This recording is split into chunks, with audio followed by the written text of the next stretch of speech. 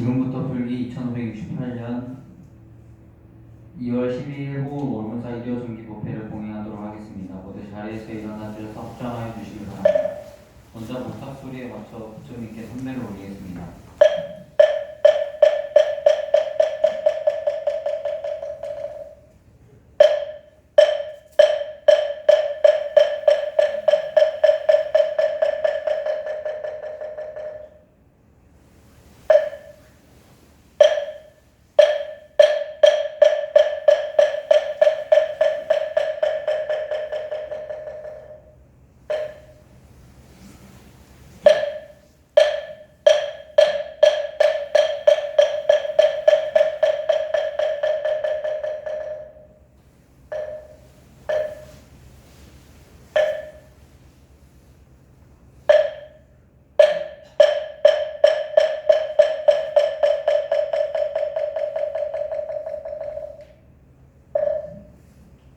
먼저 불법선 상권님께 주의하는 3개 유의를 듣도록 하겠습니다. 법요지 11페이지를 참고하여 주시기 바랍니다.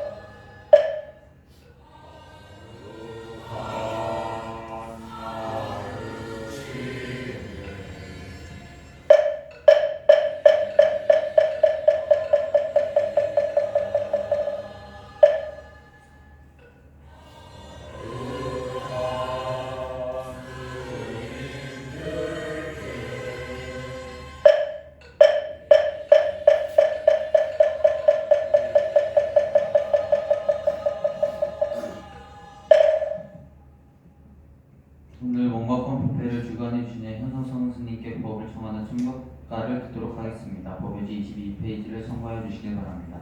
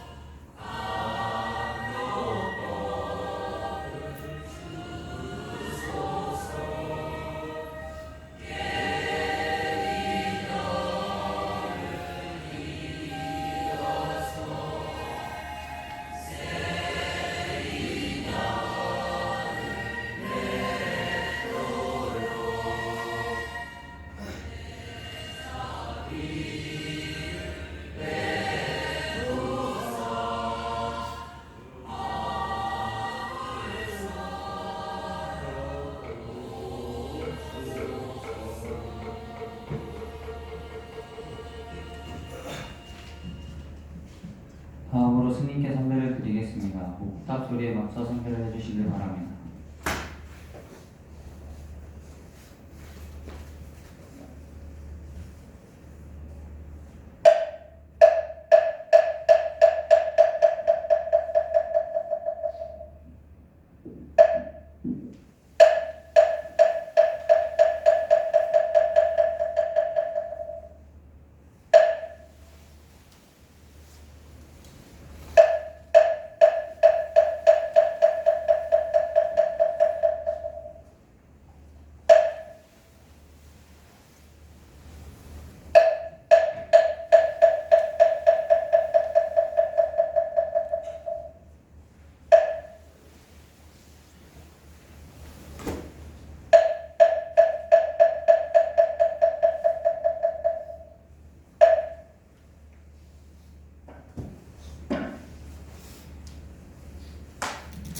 모두 자리에 앉아주시기 바랍니다. 설법을 듣기에 앞서 입장이 있겠습니다. 허리를 곧게 펴서 자리를 바로 잡으시고 마음을 차분하여 하게 해주시기 바랍니다.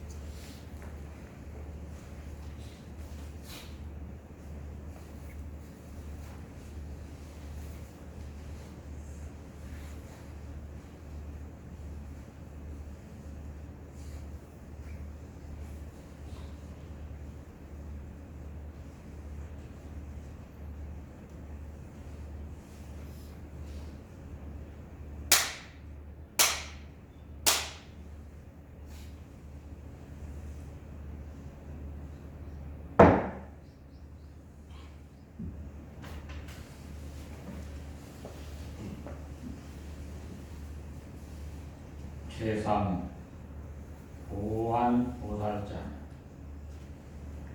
이때 보안보살이 대중 가운데 있다가 그 자리에서 일어나 부처님의 발에 경례하고 오른쪽으로 3번 돌고 두 무릎을 꿇고 합장하고서 부처님께 말씀드렸다. 대비하신 세준이시여 원하옵니다. 이 법회의 모든 보살들을 위하여 말세 일체 중생들을 위하여 보살이 수행하는 점차를 말씀해 주소서. 어떻게 생각하며 어떻게 머물러야 합니까? 중생들이 깨닫지 못하면 무슨 방편을 써야만 널리 깨닫게 할 수 있습니까? 세존이시여 만일 중생들이 바른 방편과 바른 생각이 없으면 부처님께서 삼매에 대해 설하신 것을 듣고서도 마음이 미혹하고 어지러워 곧바로 원각에 깨달아 들어가지 못할 것입니다. 원하오니 자비를 베푸시어 저희들과 말세 중생들을 위하여 방편을 말씀해 주소서. 어제가 이 설인데 오늘 이 둘째 저기 이제 불 환하게 켰는데 둘째 일요일 오늘 법회가 지금 다마법사님께서 해주셔야 되는데 넷째 주하고 좀 바꿨어요. 넷째 주에 좀 첨불가 하는 것을 좀 하시겠다고 그래서 그분은 이 시간이 오실 분이 이제 시간이 넷째 주밖에 없다 해서 아마 이제 그래서 바꾸자고 했는데 오늘 이 보안보살장 세 번째 원각경의 세 번째인데 제가 말씀드렸지만 여기서 이제 보살이라는 보살장이라고 이제 보살은 깨달은 을 이야기하는데 보리살타를 말합니다. 그래서 이 보살의 명호는 그대로가 수행법이고 깨달아 성취한 것이다라고 제가 말씀을 드렸어요. 그러면 세 번째 처음에 문수 우보살, 그 다음에 보현보살, 그 다음에 이제 이 보안보살인데 문수보살은 말 그대로 문자를 이 그럴문 있죠. 그럴문을 끌어낸다라는 게 지혜를 상징하는 지혜를 성취한 보살을 얘기한다 하면 이 보현보살은 널 얼굴 보자에 어지련자예요. 그러니까 어떤 어질다라고 하는 것은 우리가 이제 행함을 상징하죠. 어질다라는 것은 내가 베풀어서 덕이 있는 모양을 나타내는 행위를 말하는 거예요. 그러니까 보현보살은 어떤 행위 많은 이들과 자신과 많은 이들한테 덕을 성취하는 공덕의 행위를 지녔다라고 하는 거예요. 그러니까 이 어질은 우리가 보통 얘기를 할 때 착함을 근본으로 한단 말이에요. 네? 그래서 어질 인자에 해당하는 것을 어질 현자로 좀 약간의 변경해서 해석을 하면 오히려 더 쉽게 이해가 되지 않을까 해요. 그래서 바른 지혜를 행한 것을 보살의 상징이다 이렇게 보면 돼요. 그런데 이 보안보살자는 또 보안보살은 넓을 보자에 눈한자예요. 이 본다라고 하는 건 넓게 본다라는 거예요. 우리 불교에서 이 눈을 상징할 때 5가지 눈을 상징해요. 어떻게 우리가 세상을 올바로 보느냐 했을 때 우리가 여러분이 가지고 있는 이 눈, 지금 이 눈들 다 두 개가 온전하기 때문에 군대에 오는 거예요. 이 온전한 눈을 가지고 있고 적어도 기준치 이상이 돼야만 군대로 오는 거예요. 그러니까 여러분은 육안, 이 육체에서 가지고 있는 이 눈은 여러분은 남들보다 더 공덕이 있기 때문에 군대라는 데를 오게 되는 거예요. 그러면 이것을 육안이라 해요. 육안이 아주 뛰어나면 이 보는 거리가 상당히 멀리 가요. 그래서 보통 이 평야지대, 몽골이나 티베트 이런 쪽에서 있는 분들은 시야들이 좋아요. 그래서 보통 4km, 심지어는 10km 있는 것까지도 본다는 거예요. 이 티베트 같은 경우는 눈을 어떻게 중시하냐면 어린아이가 태어나면 거의 3, 7일 동안 어둠 속에서 어머니하고 지낸다고 해요. 그러므로 인해서 이 육안이 아주 뛰어나게 되는 거예요. 근데 지금 우리나라의 이 태교하고 어린아이 육아에서는 태어나자마자 그냥 서브라이트가 그냥 쫙 비치는 거야. 그냥 환하게 하지. 병원이고 어디고 환하게 한단 말이에요. 그래서 시야가 나빠요. 눈이 안 좋아. 그러면 우리 생활상에서도 마찬가지죠. 핸드폰 많이 보고 컴퓨터 많이 하면 어떻게 돼? 눈이 안 좋지. 이렇듯 공덕을 이뤄나가는 데 있어서는 이 주변에 어떤 이런 것도 있고 또 전생에 그런 어떤 업력도 있는데 적어도 이 육안에 대한 공덕은 여러분이 군대를 왔다라는 것은 그만큼 나의 눈은 그래도 걱정 없어. 이 정도는 돼. 그래서 여러분이 지니고 있는 이 육안을 어떻게 내가 발전시켜 나갈까 하는 것도 한번 생각해 봐요. 5가지 눈 중에서 적어도 우리가 세상을 온전하게 봐야 이 육안으로 세상을 온전히 봐야 내가 장애점이 그래도 적다는 말이지. 이게 이제 첫 번째 이 육안인데 육안은 뭐예요? 어떤 대상이 생기면 대상 너머를 볼 수가 없어. 이게 육안의 가지고 있는 한계예요. 요 벽 건너에 것을 볼 수 없단 말이에요. 또 멀리 있는 것들을 볼 수 없어. 그래서 이렇게 멀리 시야가 좋아서 멀리 볼 수 있는 사람이 있고 또 어떤 사람은 너무 가까이 있는 거를 잘 보는 사람이 있고 이런 거에 따라서 이제 육안의 어떤 요즘 좀 달라질 수 있겠죠. 그 어떤 분별하는 게 어쨌든 우리가 가지고 있는 이 눈을 육안이라 하고 그 다음에 이야기하는 것이 천안이에요. 천안은 어떤 이 경계 대상을 넘어서 보는 거예요. 그러니까 내가 여기서 있으면서 이 벽 밖에를 보려면 하나의 의식의 어떤 이 눈이 들어가서 경계 밖에서 볼 수 있는 거예요. 얘들은 여기서 금강산을 가서 본다 그러면 쭉 올라가서 금강산을 봐요. 또 저 하늘 세계의 다른 세계를 보고자 하면 그걸 가서 보는 거예요. 이것을 천안이라.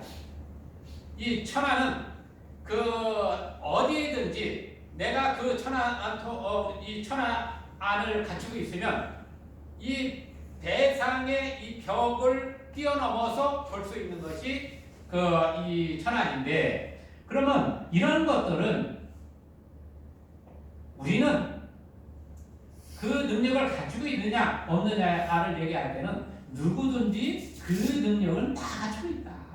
다만 개발하지 않아서 그렇다. 그런데 이러한 능력을 가지고 연구하고 사용했던 것은 2차 대전이고 아마 2차 대전에 주로 그런 저기를 많이 시험을 했던 것으로 알고 있어요. 사람들 특정한 어떤 이 기기 장치나 이런 걸 통해서 우리가 염력이라고 그러죠. 네, 이걸 통해서 이제 쭉 빠져나가면 보여요. 예, 쭉 나가면 내가 어디 가든지 가서 이렇게 관찰을 할 수가 있어요. 그래서 이 천안이라고 하는 부분은 여러분이 이 잠을 자거나 뭐 할 때 때로는 쑥 빠져나가서 어떤 사물을 보기도 하는데 업력에 의해서 변형돼서 있는 경우들이 있어요. 뭐 어쨌든 이 천안이라고 하는 부분은 어떤 대상을 이 경계를 뛰어넘어서 볼 수 있는 것이 천안이에요. 내가 원하는 것에 내가 이 어머니 아버지를 내가 가서 좀 관찰하겠다 그러면 쭉 나서 볼 수 있는 이것이 이제 천안인데, 그 다음에 이제 얘기하는 것이 뭐냐면 해안. 우리가 해안이라고 하면 이제 지혜로서 이제 보는 건데, 어떠한 미래가 됐던 이 시대를 시간과 공간을 이 시간에 뛰어넘어서 관찰하게 돼요. 이것은 이제 관찰 능력에 따라서 형성되는 것이 이 해안인데, 이건 역시 여러분이 이미 다 지니고 있는, 어떻게 개발하느냐가 관건이 되는 거예요. 이것을 올바로 이해를 하면, 또 그것의 능력을 갖추게 되면 앞으로 이 길을 가면 어떠한 이 일들이 벌어질 수 있다. 그러니까 이 길에는 우리가 선택해서 갈 이유가 없다. 또 이 가서는 안 된다. 이렇게 예측해낼 수 있는 게 이 해안이에요. 그래서 이 해안에서는 뭐가 많이 등장되느냐? 예언적인 말들이 많이 등장이 돼요. 종말론을 얘기하고 세상이 어떻게 되고 뭐가 어떻게 되고 하는 것은 이 해안이 돼요. 그러면 이 해안이나 이런 부분들은 사실 사회적 지도자들 내지는 옛날에 이 제사장 내지는 신을 모시는 이러한 행위를 하는 분들, 우리 지금은 무속 샤머니즘이라든가 이런 분들도 그 능력을 갖춰야만 그걸 할 수 있는 거예요. 또 내가 사회적인 어떤 정치를 한다 그러면 이 해안이 갖춰져야 해. 이렇듯 이 불교에서는 5개의 이 눈을 얘기하는데, 이러한 것들은 이제 그 다음에 나타나는 게 우리가 이제 이 법안이라고 해요. 이 법안이라고 하는 것은 이치죠, 이치. 책 한 권을 지금 내가 지금 읽고 있는데, 이 책 한 권을 놓고 또 하는 이 책 놓으면 이 책 한 권이 어떻게 만들어졌으며 어떤 작용을 일으키며 이치를 다 꿰뚫어 볼 수 있고, 나무 하나를 봤을 때 저 나무가 어떻게 생성됐으며 어떤 과정을 통해서 저와 같이 자라났다. 이러한 모든 것들을 파악해내는 것이 법안이에요. 그러면 이러한 부분들은 우리가 세상을 살아가면서 누구든지 그것을 갖추면 삶의 이득이 되지, 이익이 되지, 손해볼 것이 없어. 내가 세상을 살아간다라는 것은 뭐야? 매 순간을 선택하는 거예요. 길. 이쪽으로 가야 되나 저쪽으로 가야 되나. 생각 하나도 내가 이 생각을 했을 때 어떠한 상황이 벌어지고 저 생각을 했을 때 어떠한 상황이 벌어지는가. 이렇게 매 순간순간을 점검할 때 우리는 이것을 관찰자 내지는 수행자라는 말로 표현을 해요. 그걸 통해서 그것이 완성이 되면 그 다음부터는 이리 갈까 저리 갈게 아니라 길이 보이니까 길을 따라서 가는 거죠. 이것이 법안이 갖추는 공덕이에요. 그래서 여기에서는 부처님이 이제 여러 가지를 제시를 하게 되는데, 아마 이제 이 보안보살장에는 이 법안에 대한 부분이 비중 있게 아마 설명이 될 거예요. 저는 법회로 오면 법회 준비를 안 하고 오는 사람이 아마 날 거예요. 다른 어디 강의 가면 굉장히 더 준비를 하는데, 준비를 안 하는 이유가 뭐냐면 예전에 저 준비를 아주 많이 하고 했어요. 그러다 보니까 그 준비한 대로 이야기를 하게 돼. 그러니까 뭐 그냥 놓고 이야기 형식이 되는 거야. 그래서 이건 아니지. 어차피 내가 이야기하고자 하는 것은 남의 이야기를 하는 게 아니라 내 얘기를 하는 거야. 내가 경험하고 내가 이 바라본 이것을 얘기하는 거지. 그렇다고 뭐 이 보안보살 원각경을 안 보고 얘기한다는 건 아니에요. 원각경을 뭐 보죠. 그러면 이러한 것들을 어떻게 해석해낼 건가는 내가 만난 세상과 내가 경험하고 내가 사유한 그리고 내가 보고 느낀 모든 것들을 총동원해서 이야기를 하는데 이거를 구체적으로 뭐 이렇게 하다 보면 그 틀에 또 빠져버리더란 말이에요. 그런데 오시는 분들은 항상 모양이 다르고 생각이 달라. 이러한 것들은 내가 어떻게 받아들일 거냐는 거죠. 여러분이 이 자리에서 무슨 생각을 하고 뭘 한다는 것은 이 법회를 완성시키는 모습이에요. 나 혼자 얘기하는 게 아니라 여러분이 이미 지고 있는 덕상과 여러분이 생각하는 것, 여러분이 뭔가를 연출하는 모든 것들이 함께 융합이 돼서 나오는 것이 나의 입을 통해서 나오는 것들이에요. 이거는 제가 오랫동안 이렇게 하다 보니까 그때 내가 준비하고 갔던 것이 상황에 딱 안 나와요. 그래서 여러 가지로 생각하다 보니까 모인 분들의 생각과 모든 것들이 완성된 것이 나오는 것이지 내가 뭐를 준비하고 내가 뭐 잘나서 이게 아니에요. 여러분이 생각, 여러분이 가지고 있는 그 과거생부터 지녀왔던 그 덕상과 일체의 모든 것들이 우리 앞에 등장되는 것이더라. 그래서 그 다음부터는 내가 미리 이렇게 글로 작성해가지고 하는 것을 안 했어요. 그 전에는 제가 수필 쓰듯이 쭉 이렇게 이제 해왔었는데 마찬가지로 이제 이 보안보살장이라고 하는 부분도 제가 이제 읽어가면서 또 뭐 저는 이제 저거 하면 뭐 그냥 한 번씩 독서만 하고 이런 것을 하는데 오늘 같이 이제 이야기를 하는 어떤 구성에서도 이 보안보살장에서 무엇을 이 핵심으로 볼 건가 하는 부분을 이야기하다 보니까 이제 이 오안이라는 부분을 이야기하게 되는 거예요. 그럼 지금까지 얘기한 것이 유관,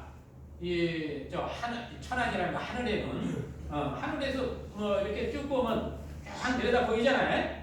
어떠한 것들을 바라볼 때 참 내려다 완전하게 볼 수 있는 상태를 로 이해를 하면 되고 이 해안이라고 하는 것은 내가 어떠한 상황에 있어서도 이 시간과 공간을 쭉 뛰어넘어서 볼 수 있는 능력을 말하는 거예요.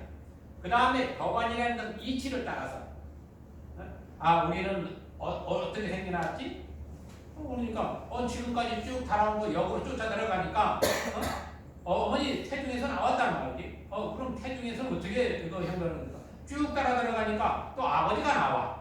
이렇듯 그 경계를 따라서 계속 쫓아 들어가는 것이 올바른 이치를 깨닫고 보는 것을 이 법안이라 하는 거예요. 그러니 이 불안이라고 하는 부처의 눈이라고 하는 것은 깨달아야만 알 수 있는 거예요. 부처의 눈으로 보니까 이 원각경의 이치로 설명하는 부처의 눈을 보니까 이 세상 어디에도 부처 아닌 것이 없다. 일체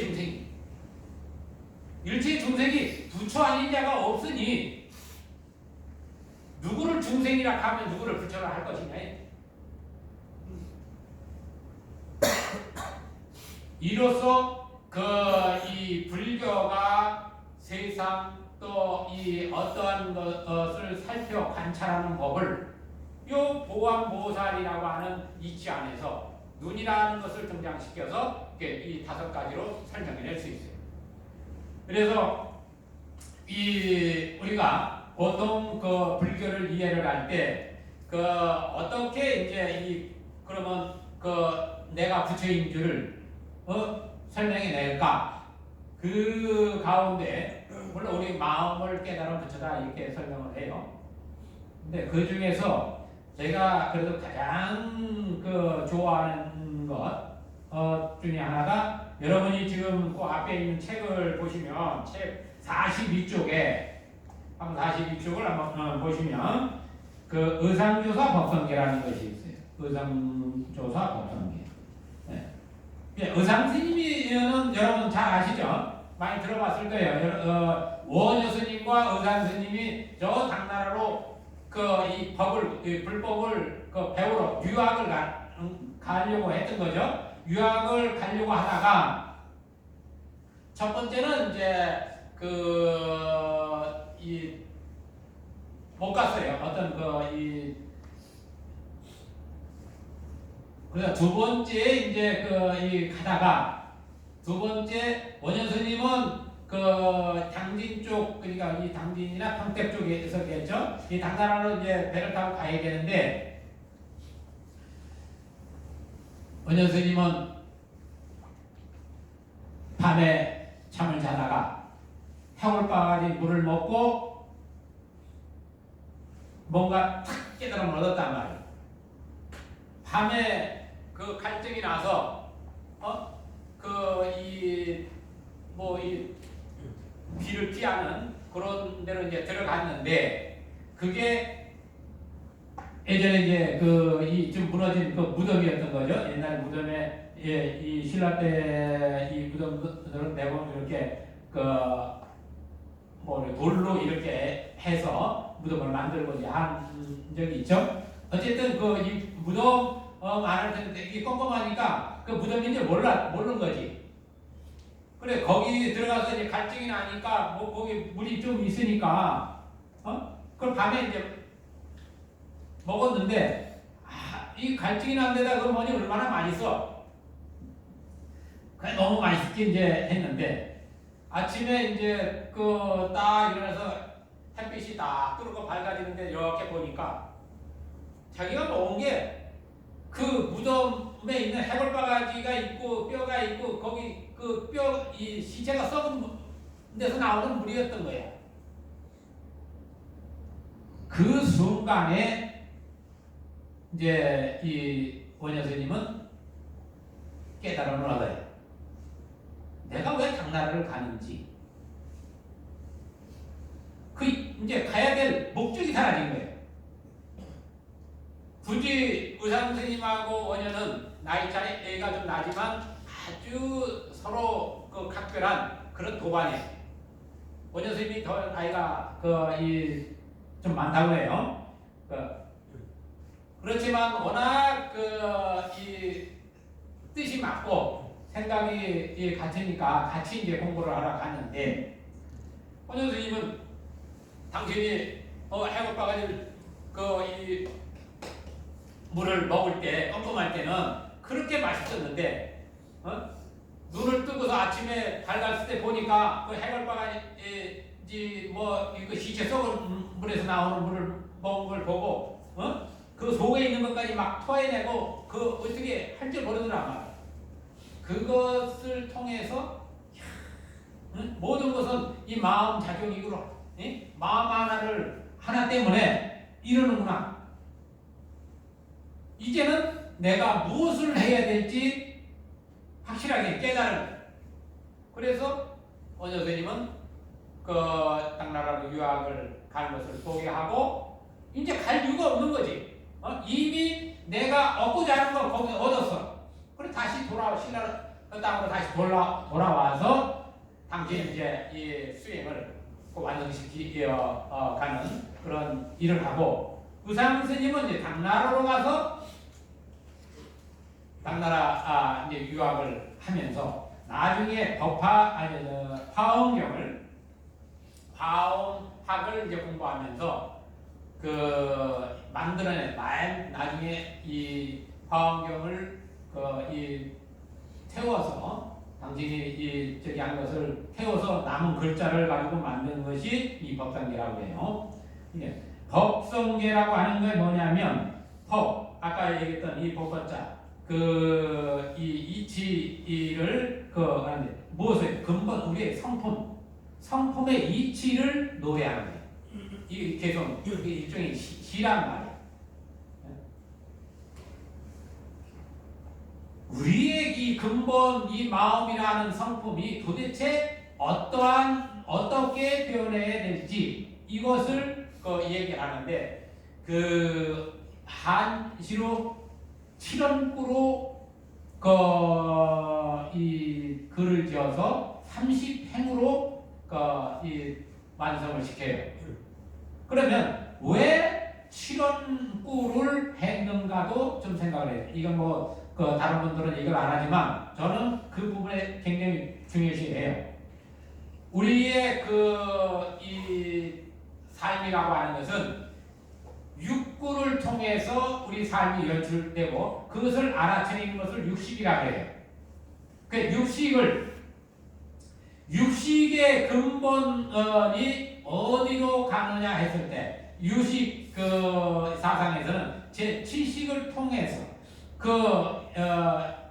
우리 장려의식 입장에서 아래 입장에서 이제 이 오는 중간에 어떤 분별지가 없는 그 상태를 7식이라고 해요. 그래서 이 근본의 자리는 우리의 근본 자리는 모든 그것이 끊어진 자리, 공의 자리인데 이것을 7의 수에다가 우리가 연출해냅니다. 그래서 서가모니 부처님도 늘 7이라는 수가 태어날 때부터 돌아가셔서 이 부처님 말씀을 결집할 때까지 7의 수가 따라다녀요.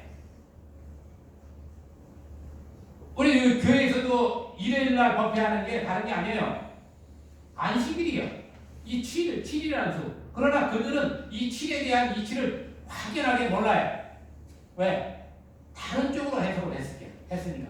예수라는 분이 부처님 이 경전을 가지고 공부를 하신 분이에요. 그래서 큰 스님으로 지금도 이 모셔져 있고 이해를 하고 있어요. 지금 이제 티베트나 이런 데서는 이사대사라는 그런 이 분으로 모셔져 있어요. 그래서 성경에서 사라진 황해에 들어가서 황해에 가서 있었다라고 하는 13에서 또 16년 16년 동안에 들어간 것이 인도 네팔 이쪽이에요. 그래서 처음에 공부를 한 것은 베다, 브라만교의 베다 경전을 가지고 공부를 하다가 이것 가지고는 이것은 아니다 해서 또 이제 이 공부한 것이 부처님의 경전이에요. 그래서 예수와 부처님의 저기는 거의 한 600년 정도 차이가 나요. 시대적 연도가. 그래서 예수님은 부처님 제자로서의 역할을 그때 당시에 큰 스님으로 가서 스님들 이 부처님 법을 따른 분들이 항상 법문 듣고 다 그랬으니까 그게 이제 남아있는 기록이 예전에 이재버린 예수의 세월이라고 하는 거로 이제 출판도 됐었고 또 이제 거기에 대한 어떤 기록은 이제 불란서 쪽에 이제 남아 있었고 한 200년 전인가 그렇게 한번 쪽에서 이제 출판도 하고 했 모양이에요. 그러다가 이제 그 자료가 티베트에 있던 자료가 중공이 이제 티베트를 점령하고 뭐 그러는 사이에 그게 이제 사라졌던 거예요. 그러나 그 전에 있었던 것은 사진으로 이렇게 러시아 학자 또 이제 많은 몇몇 학자들이 이제 그걸 찍은 기록들은 있어요. 자, 이 화엄경이라고 하는 부분에서 설명되는 우리의 이 근본 성품이 무엇인가를 설명해내는 것이 이 법성경인데 화엄경은 부처님이 깨달아서 37일 동안 설했다라고 하는 거예요. 37일은 21일이요. 7이라는 것을 3번, 7의 숫자를 3번을 연속해서 쓰는 이치로 그러면 이 설법은 몇 곳에서 했느냐? 7곳에서 했다. 7곳에서 9번을 설했다 해서 7처 구해라. 그러면 이 의상 스님은 이것을 어떻게 표현해냈느냐? 371을 7을 30이라는 행으로 행했어요. 7원꼴을 30행으로 요 만단에다 집어넣어 버렸어. 그리고 7이라는 이 수는 우리가 여러분 7은 뭐냐 하면 7척 우리가 머무는 거를 상징하기 때문에 우리가 월화수목금토 일을 상징화하듯이 공간 안에 머무는 때를 말해. 그래서 그곳에서 그걸 설명해냈는데 법의 성품 원흉하여 두 모습이 아니로다. 법성원흉 무이상. 이 법성원흉 무이상 이 한문으로는 그래요. 법성원흉 무이상.